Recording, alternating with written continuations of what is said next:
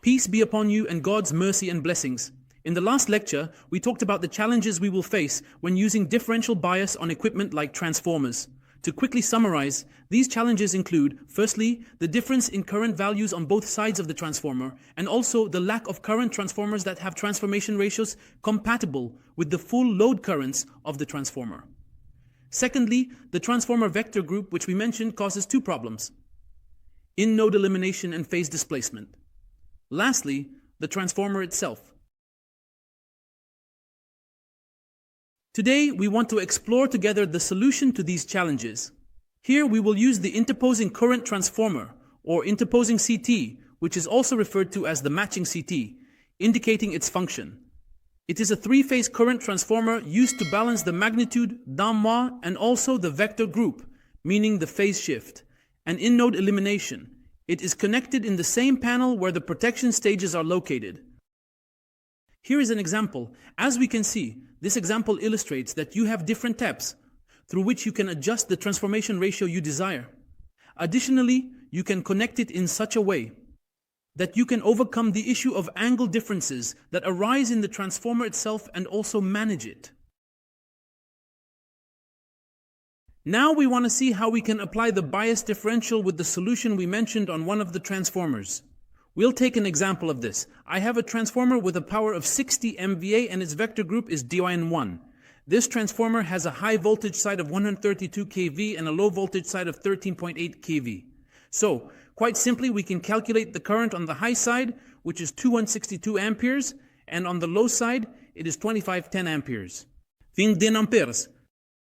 Let's speak directly that in the power stations, the transformer used on the high side for this current value, it is very suitable to have a CT with a ratio of 300:1. On the low side, I have a CT with a ratio of 3000:1. The CT connected on the delta side is in a star connection form, and from there, it connects to the restraint coil and then goes to the operating coil. Here, there is a system connected in a star connection form, and the star connection will connect to the matching transformer.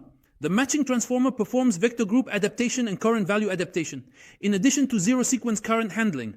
Let's see together how to adjust the matching transformer along with its vector group. Here, the matching transformer we mentioned performs vector group adaptation and current value adaptation in addition to zero sequence current handling. Let's learn together, and now we will adjust the ratio of the matching current transformer along with its specific vector group. The first thing we want to see together is how we can adjust the tabs for the matching CT so that we can achieve the current magnitude balance. The data we have indicates that the current on the high side of the transformer is 262 amperes, and the CT ratio used is 300:1. Therefore, the current on the dual secondary side of the CT will be 0.873.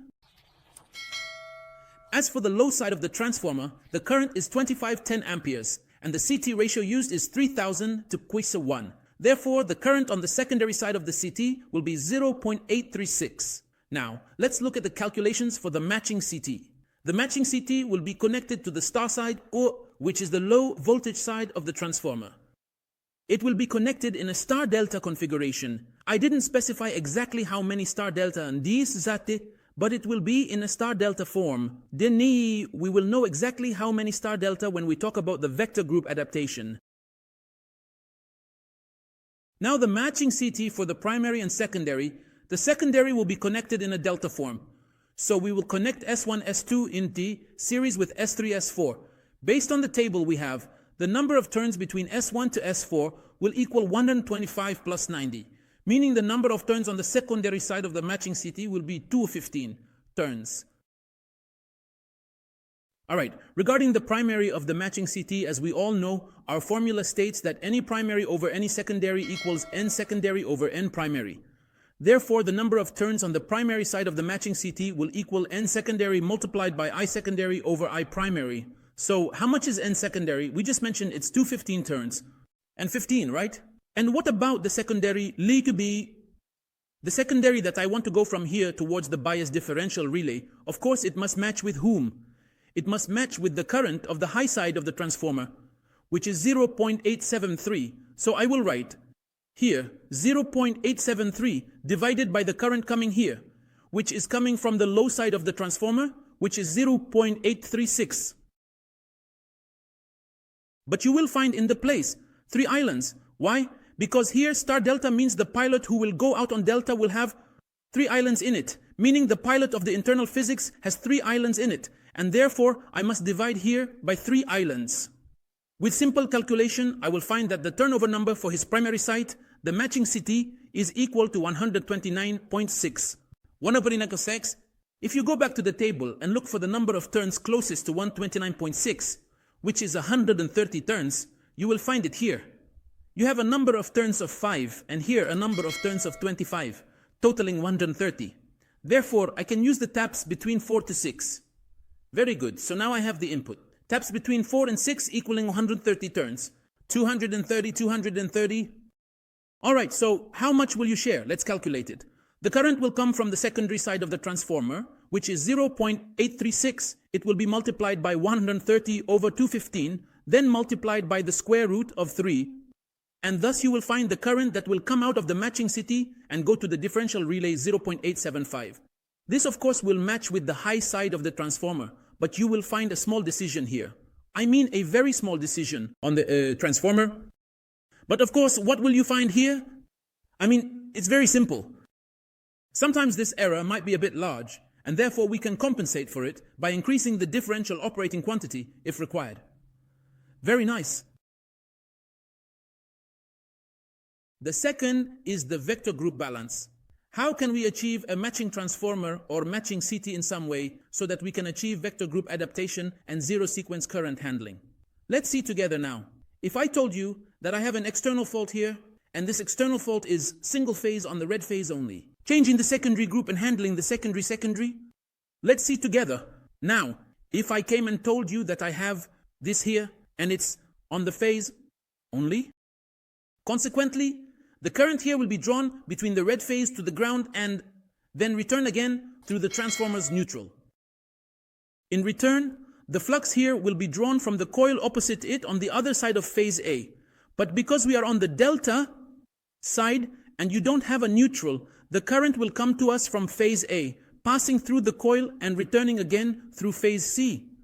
This is of course because the vector group you have is dyn1. As I mentioned, we will learn in detail in the upcoming lectures how we will actually wind the transformer. The important thing now is that we have seen if you have a dyn1 transformer and there is an external fault on a single phase only on the star side, and let's assume it's the red phase, it will draw current on the other side through phase A and phase C. Phase A, phase C, and phase AC.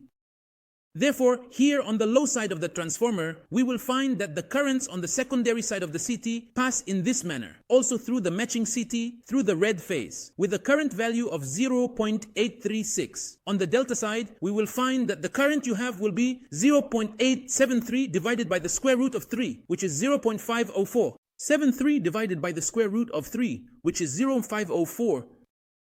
Okay. Now this current, as we said, is read in 2 directions or in 2 phases, which are phase A and phase C, but here it is only read in phase A. Now the matching CT vector group will be connected as YND11. This means that if you have a transformer with a dyn1 configuration, you will connect your CT on the delta side in a star connection, and it will be connected to the differential relay. On the star side, you will have the main CT in a star connection, and then it will be connected to the matching CT, and its vector group will be YND11.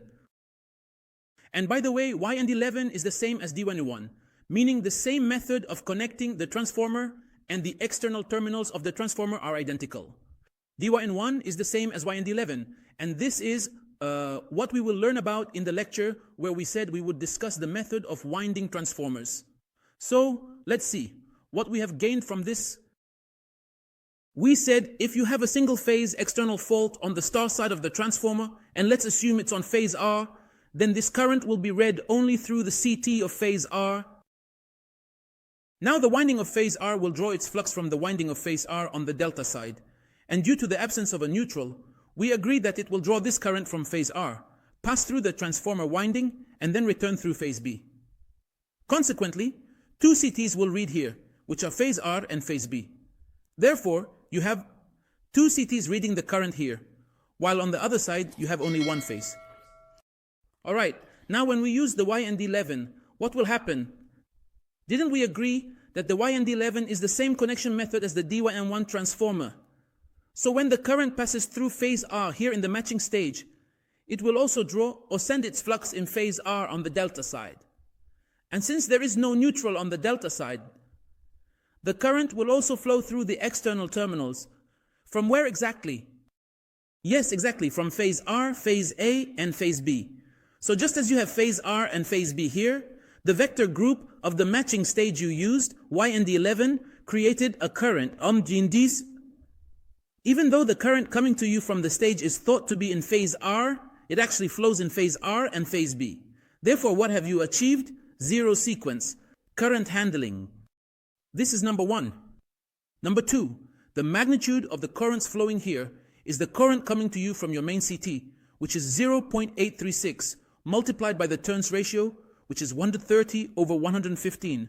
This results in 0.55. As for the current on the delta side, the current on the delta side will equal 0.873 divided by the square root of 3. Therefore, this will equal 0.504. So now we have the magnitude matched, and you have also adjusted the phase of the current to align with the phase of the current coming from the delta side. As for the current directions, as we can see, due to the current passing, in this manner, in the star phase, your star point is towards the transformer. Additionally, since you are using subtractive polarity, the current will flow in this direction. And of course, here we have the current on the star side of the transformer moving in the opposite direction. What does it mean by opposite direction? It means it is coming like this.